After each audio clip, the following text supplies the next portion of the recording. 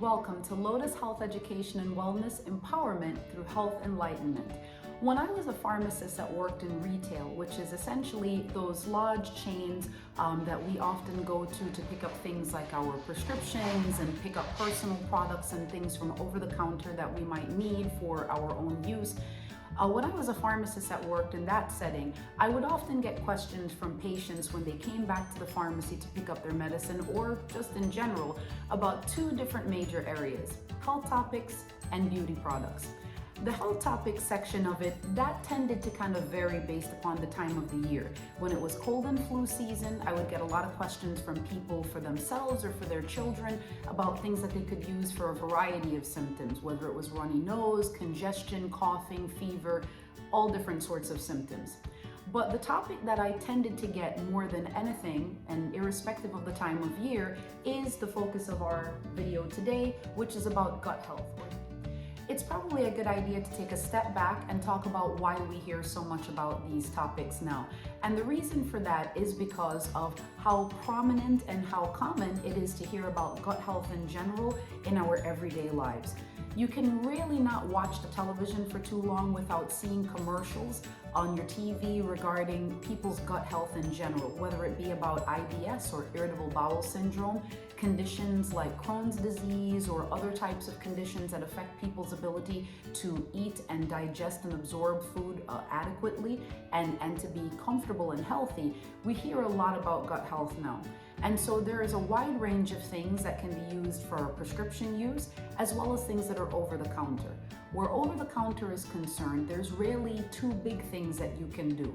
Your lifestyle, which is things like what you eat, exercise, keeping your stress level at a minimum, and then without a prescription, the other thing that we can do aside from the lifestyle changes, which it wouldn't be this channel if I didn't talk about how important that is, because you can take any amount of medication, you can use all sorts of supplements or take things that are mass produced, but if you don't control the things that you are able to hold on to and have some level of autonomy for, like how much stress you place yourself under and the things you eat, you're really not going to get the full benefit of anything that you're taking.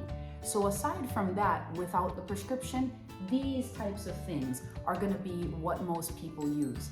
But to understand why, we have to first know what exactly, probiotics and all of this really came about for.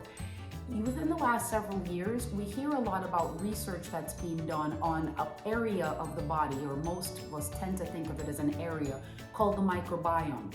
With many people, we tend to think of it as just being isolated to our gut, but the truth of the matter is your microbiome exists all over your body, on your skin, inside of your mouth, in the gut, like what most people think, and in a number of other areas. We've actually found that these microbiomes, or the microbiome, exists, and it effectively is a collection of, in certain cases, unique bacteria, viruses, fungi that all live together in coordination to form this environment that ultimately is supposed to help protect us as individuals from our outside environment. For most of us, we think of things like when we eat something and it makes us sick, we immediately start looking about probiotics to try and help our gut. But on our skin, from your digestive tract starting in your mouth and other areas of your body, that microbiome and the microbes that make up that environment are very important to create a barrier and protection for you from the outside environment. It isn't just foods that we eat, but the microbiome actually protects us from a number of things, like chemicals or substances that we come into contact with in the environment, other things that we put onto our body for a variety of uses, sometimes cosmetic, sometimes for other aspects of wellness, and also disease states or health conditions that we can eventually develop over our lives or that we're born with that can alter these microbes that live in and on our bodies. So it's really important to understand it's not just about your gut, it's all over. And there's a lot of research that's been going on, which we're going to talk a little bit about today. So some of the studies that have been taking place are looking at a variety of different topics. There's multiple areas of the body that are believed to have a significant impact from the microbiome. Today, one of them that we'll focus on is the weight loss component of it. this is probably one of the more popular areas to look at with the microbiome and the use of probiotics or eating certain foods that have probiotic properties to it, for a lot of different reasons, but clearly people are very concerned about their physical composition, how they look and the way that they feel as a result of their look. So essentially with a lot of people, when I know, again, I used to work in retail, and when you go online and look up Google searches of it, you'll see that a lot of folks search for things relating to probiotic use and weight loss. Is there a connection? There have been a number of studies, including one that was published within the last several years that got a lot of attention on the news, that took place over in Europe, that looked at the connection between the types of organisms that people have naturally occurring in their bodies, the use of certain probiotic supplements, and the impact that that had on weight loss. And there was a connection that was found, and if you take a look in the description here for this video, I'll give you a link to some of the information that's available mainly through the National Institutes of Health, or NIH here, where they've worked both independently as well as in coordination with other organizations, universities, and also outside of the United States in other countries, individuals that are researching about gut health and probiotics and the microbiome in general. So with regards to this, there is and isn't a connection between probiotic use and weight loss. If you do certain things, remember, again, with this channel, while I have a focus on medications and supplements and things being a pharmacist, it is important to think about the fact that your lifestyle changes are also going to be incredibly important. So a lot of times when we're looking at these research studies, it's important to think about where they're taking place in the world, the types of diets that the people that live there follow, certain things that might be what's referred to as endemic or naturally occurring, or things that are found in large quantities in that particular area. And by that I mean things like certain health conditions, the genetic makeup of the people that live in that area. There's a lot of different factors when you're looking at some of these studies, which unfortunately when we see things on the news, and this is not an indictment of folks that report on these stories, sometimes they will have healthcare professionals that are consulting on these studies, and you only have a limited amount of time to talk about it in a news segment. So there are benefits to the use of probiotics regarding weight loss, but we can't just jump at everything that we see on the news, because unfortunately with some of the things that we see, we have to think about the factors that went into it. And again, that's going to be things like where they took place, how many people were studied, the type of probiotic that was used, and again, some of the things that are naturally occurring, diet and health conditions and things like that, exposure to certain chemicals. So there's a lot of different factors that go into many of these studies and make up some of these results that we see. In general, we do feel that there is a correlation between weight loss or weight maintenance and your overall gut health and the use of many of these products. Where another topic is concerned is about mental health.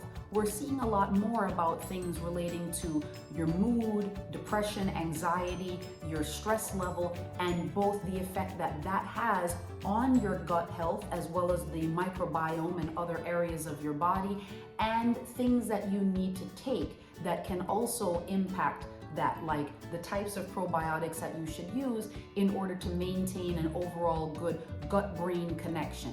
It's believed that when your microbiome in your GI tract, in your digestive area, is not aligned and is not balanced, that can in ways affect your mood and your mental health disposition overall.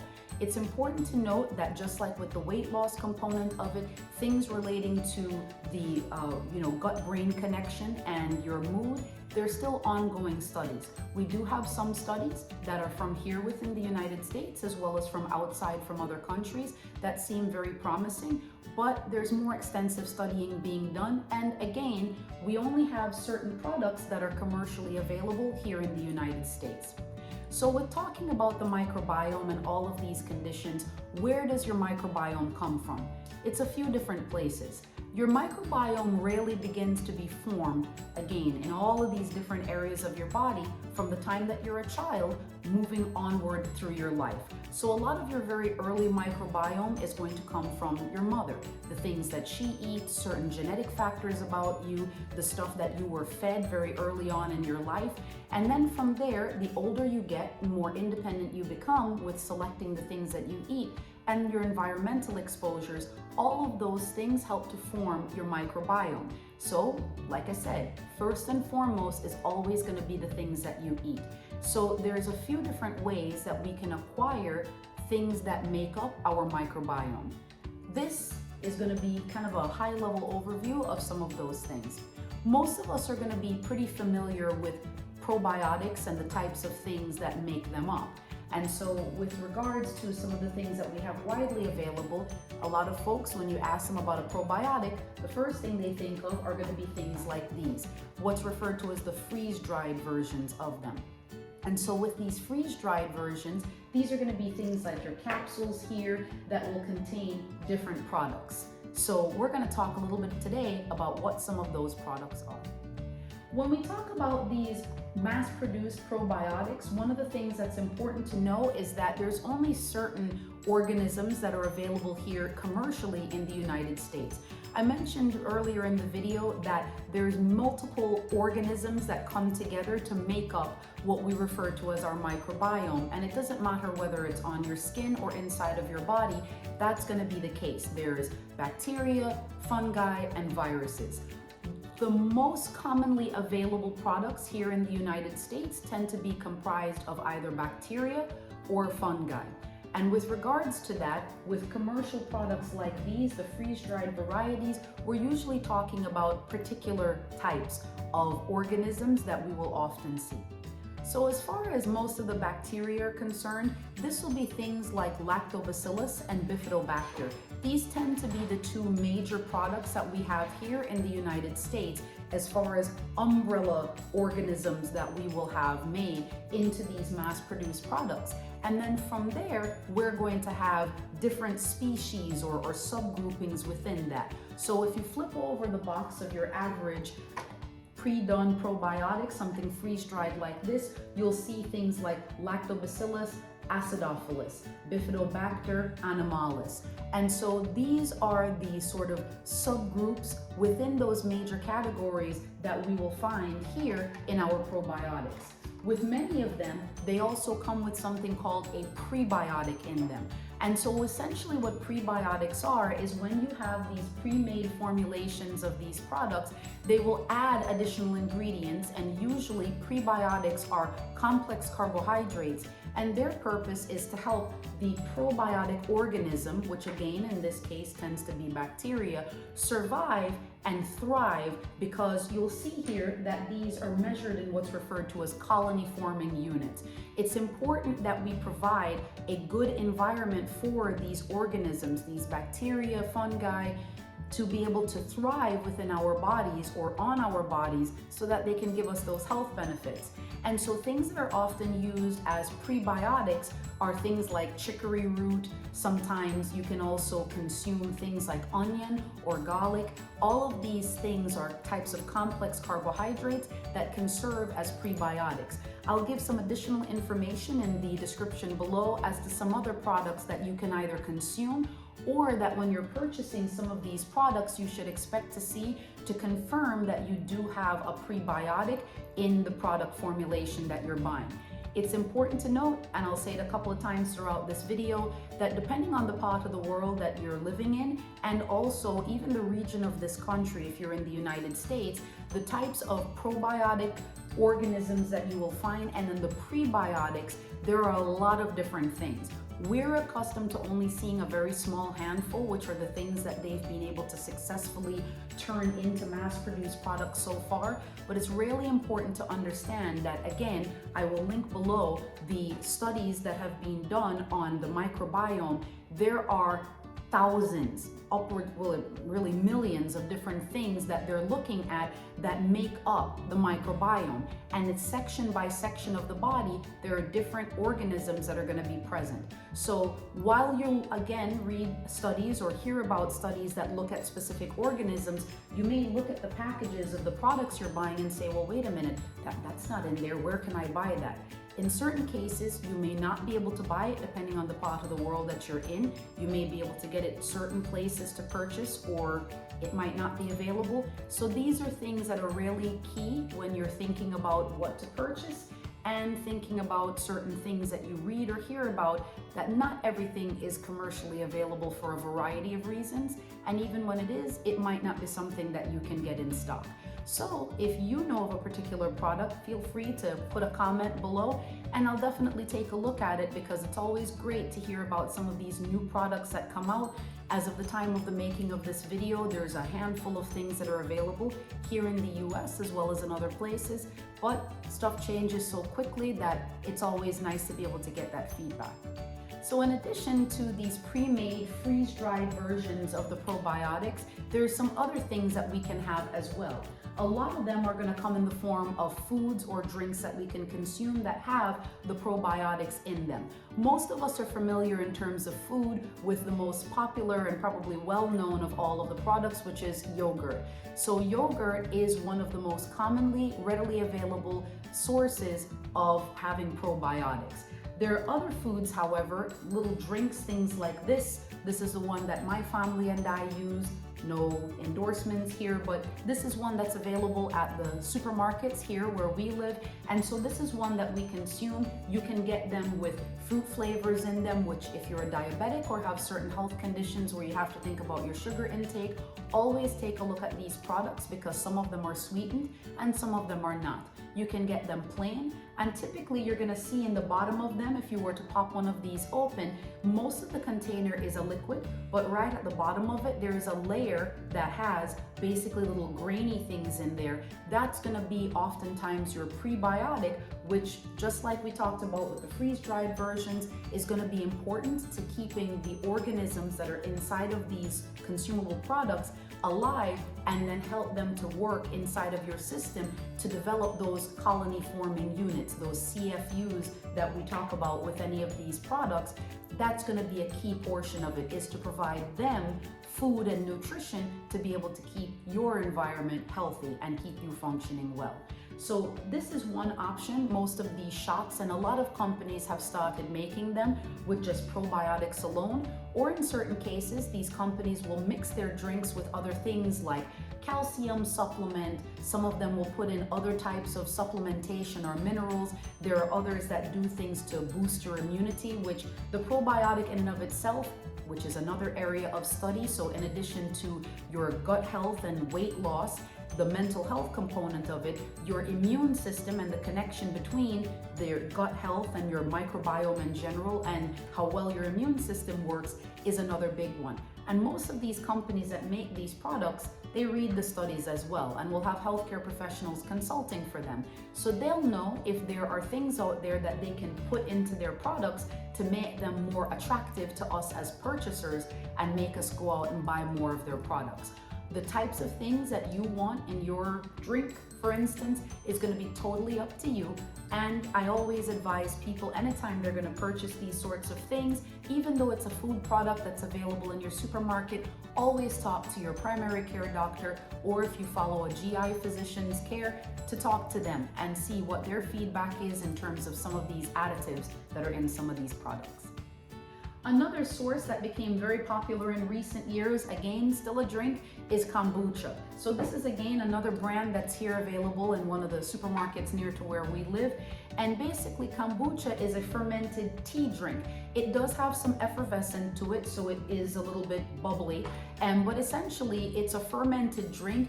Oftentimes these companies, because in the early days of kombucha being launched here in the United States, it was a bit of an acquired taste. It's very popular in certain other cultures around the world, but many of our companies here in the US have taken to putting certain flavors to it to make it more appealing to the American palate. The thing to keep in mind here, just like we talked about with our other little friend here, that's another drink to be able to boost your probiotic intake, is the sugar. So if you're a diabetic or have any health condition where you need to be mindful of your sugar intake, this is something that is still an option, but you want to talk about looking at things like the label here to see how much naturally occurring and added sugar is in there. And again, just like we talked about with the probiotic shots, many of these larger containers will have additional things in them, nutrient and supplement wise basically, that the companies will often add in order to give it that added benefit. So always important, if you're thinking about incorporating something like this into your diet, that you're going to want to make sure that you take a look at all of the things that are listed out here on your food label and make sure that it's something that is appropriate for your particular dietary needs. So moving on to food products that will have a source of probiotics with them. There are, in addition to yogurt, some additional items that we can also consume. Buttermilk is a source of probiotics. It's also found in sourdough bread, which during the pandemic, every second person was out there baking sourdough bread. I do like to include recipes on this channel. I'm not gonna drive anybody else mad putting out another sourdough bread recipe out there. But in the sourdough bread that we can purchase in the supermarket, and then certainly depending on the ingredients that you put in yours, if it's homemade, sourdough bread tends to be also considered a very good source of probiotics. Then there's some additional food items that tend to be more popular in certain ethnic dishes. Sauerkraut is an example of having probiotics from your food. In kimchi, which is another type of fermented food, this is something that we'll often get from Korean cuisine. This is also a good source of probiotic as well. And one that I wasn't really familiar with up until a few years ago is tempeh. I hope I'm saying that correct. So this is actually something that originated as a food item from Indonesia to begin with, but a lot of other parts of the world have adapted using and consuming tempeh. Usually it is found in places that sell tofu, so wherever you find the tofu products or meatless products in your supermarket or health food store, you will find this. So tempeh is typically made from soybean in its more traditional form. When it's been taken to other countries and other areas, it's actually being used and made, I should say, with other types of beans or legumes. So it's not uncommon to find types of tempeh that have things like black beans or chickpeas, things like that in it. But again, in its more traditional form, it's going to be something that's soybean based. So if you have any concerns with your soy and the intake of that, you want to be mindful that the type of tempeh that you're purchasing, that you take a look at the ingredients. This one here is organic soybean. They'll often include certain grains in it. So like this one, for instance, which I picked up from Trader Joe's, this has barley, millet in it, and then also brown rice. So these are things that you want to take a look at as options in the event that you want to do more than just taking the freeze-dried formulations. There's also foods and drinks that you can use to incorporate additional probiotic intake into your diet. And as always, it's really important if you're doing this for any variety of health reasons, and again, consult some of these studies that are going to be in the link below. Always talk to a physician if you're under someone's care or another member of your healthcare team so that you can get their feedback. There are incredible value and benefits to having these in your diet. And actually in our next video in this series, we're going to look at a recipe to be able to start incorporating some of this into your diet, beginning with our friend tempeh, because in my entire life, I have never eaten this and just recently found a recipe for it. So we'll be looking at that in our next video. But in general, if you're looking at probiotics and the benefits that they bring, always make sure that before you start incorporating a lot of these types of foods into your diet, and especially if you have any restrictions, talk to your healthcare team. And if you see a dietitian, they're going to be a great source of information for you to be able to get this. And of course, if you're in a pharmacy, stop by and speak to your pharmacist. We're also a very friendly and knowledgeable source of information as well. So if you have any comments, I'd love to hear them. We'll talk a little bit more in detail about this topic and look specifically at some of the additional health benefits. But we hope that you enjoyed this video and our little overview of probiotics and prebiotics right here in Lotus Health Education and Wellness, where we provide empowerment through health enlightenment. Till the next video, take care. Thank you for watching this video from Lotus Health Education and Wellness. We hope that you enjoyed it and find the content useful on your healthcare journey. We want to remind you that while eating healthy, like a lot of the recommendations that we'll make in these videos, exercising, using certain supplements and medications recommended to you by your healthcare team or that you hear about in general, may be beneficial in many ways, that it's always important to also continue to work with your healthcare team that's responsible for looking after you. Whether that's a primary care visit or a specialist, always make sure to follow the guidance that they provide. Try to keep those regularly scheduled appointments. And while we appreciate the trust and the respect that you may put into a lot of the content that we'll provide here on our channel, always make sure to run that by them anytime you're going to be incorporating anything new into your routine. And also to be mindful that even with our best efforts and all of the things that we'll try to do to keep ourselves healthy, certain things like our genetics, the environment that we live in, other health conditions that we have, and a lot of other things that we may not know about ourselves are unfortunately going to impact our health.